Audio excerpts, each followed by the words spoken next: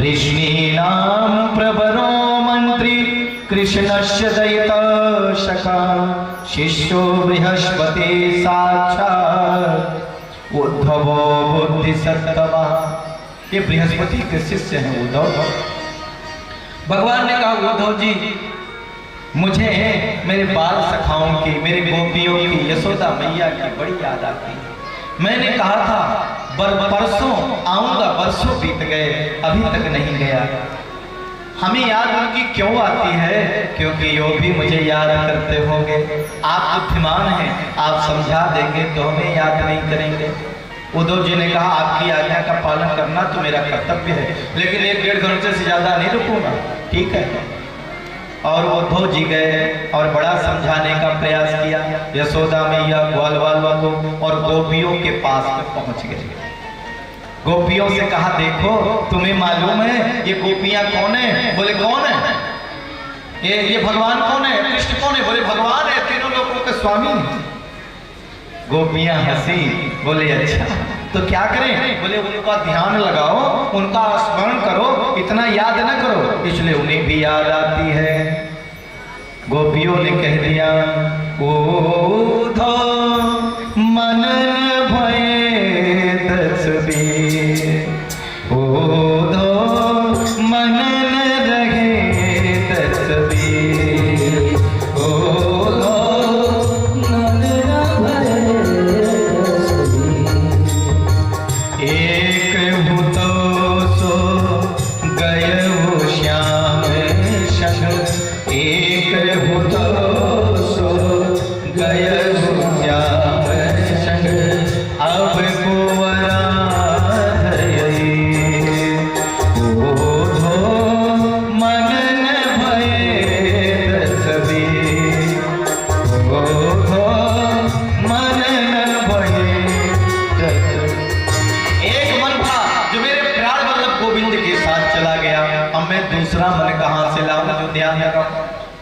उद्धव जी ने कहा तो आपको मालूम है ना कि भगवान है?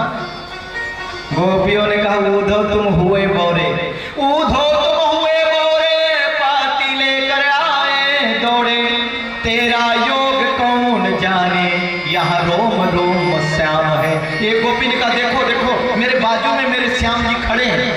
उद्धव जी ने कहा मुझे नहीं दिखता। बोले तुम्हारी आंखें खराब है तो मैं क्या करूं? एक गोपी ने कहा देखो वो कदम के पेड़ पे बैठे हैं। बोले मुझे नहीं दिखता। बोले तुम्हारा चश्मा ठीक नहीं तो मैं क्या करूं? अब उद्धव जी ने इस प्रकार से गोपियों ने कहा। अब उद्धव जी 1 घंटे के लिए गए थे, 7 महीने बीत गए। 7 महीने के बाद गए, बोले शाम तक भगवान को लेके आऊंगा। भगवान के पास पहुंचे, भगवान से उद्धव जी ने कहा कि प्रभु इतना बड़ा प्रेम साम्राज्य छोड़ करके कैसे जाते? भगवान ने कहा उद्धव तुम्हारे अंदर ज्ञान बहुत था लेकिन भक्ति की कमी थी। जब तक प्रेम नहीं होता तब तक भक्ति जीवन में नहीं आती है। तो देखना चाहते हो मेरी गोपियां कहाँ हैं? हाँ नेत्र बंद करो। नेत्र बंद किया और खोला तो देखा बाजू में राधा रानी और साथ में हजारों हजार गोपियां भगवान के साथ हैं। बोले रास बिहारी भगवान की। देखिए अब इस मथुरा पर जरासंध ने 17 बार चढ़ाई किया और भगवान ने 17 बार उस जरासंध को हरा दिया। देखो 18वीं बार उसने ब्राह्मणों को पाठ पर बिठाया। भगवान ने सोचा अब की बार अगर ये हार गया तो फिर ये ब्राह्मणों को मार देगा। देखो कितनी सेना लेके आता था जरासंध? 23 अक्षौणी सेना। पांडवों की सेना कितनी थी? 7 अक्षौणी। कौरवों की सेना कितनी थी? 11 अक्षौणी। 11 7 18 अक्षौणी टोटल सेना थी। कितना बड़ा महाभारत का वर्णन किया जाता है। लेकिन जरासंध लड़ने आया, कितनी सेना थी? 23 अक्षौणी अकेले लेके आता था। कितना भयंकर युद्ध हुआ होगा। 17 बार हरा दिया। 18वीं बार भगवान रणछोड़ बन गए। देखिए लोग सोए थे कहाँ? मथुरा में, और रातों रात पहुंचा दिया भगवान ने कहा? द्वारिका। तो जब सुबह हुई तो लोग उठ रहे थे और कह रहे थे द्वार कहाँ, द्वार कहाँ? बराबर हो गई द्वारिका। और वहां के नाथ हो गए श्री कृष्ण चंद्र भगवान। बोले द्वारिकाधीश भगवान की।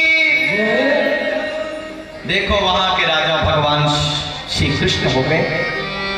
रैवत नाम के एक राजा थे, उनकी पुत्री का विवाह बलराम जी के साथ संपन्न कर दिया गया। देखो विदर्भ देश के एक राजा है भीष्म। राजा याशीद भीष्म को नाम विदर्भाधिपतिर्मा तस्य पंचा भवन पुत्रा कन्यका च वरानना। भीष्मक राजा के 5 पुत्र हैं और एक कन्या। कौन कौन है? रुक्मी, रुक्मरत, रुक्मावो, रुक्मकेश, रुक्माली और बहन है रुक्मणी। भीष्मक राजा को वो रुक्मणी घोर तप किया था, तब सरोवर में प्राप्त हुई। इधर जो रुक्मी है, रुक्मणी मैया का बड़ा भाई, वो माता रुक्मणी का विवाह चेत नरेश शिशुपाल से करा देना चाहता है, लेकिन रुक्मणी मैया मन ही मन भगवान गोविंद को अपना पति स्वीकार कर चुकी हैं। तो अपनी भाभी से रुक्मणी मैया बोली, क्या भाभी अगर मेरा विवाह इस दुष्ट चेत नरेश शिशुपाल से हो गया तो फिर मुझे जिंदा नहीं पाएंगे। तो उन्होंने कहा तुम किसको चाहती हो? तो रुक्मणी मैया ने कहा मेरी प्रीति तो कृष्ण से लग गई।